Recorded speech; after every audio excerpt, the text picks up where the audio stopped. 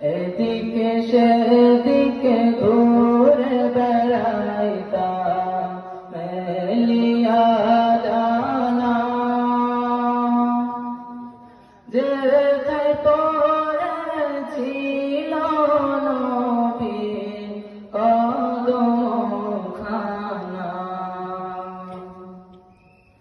এদিকে সেদিকে ঘুরে বেড়াইতাম মেলিয়া জানা,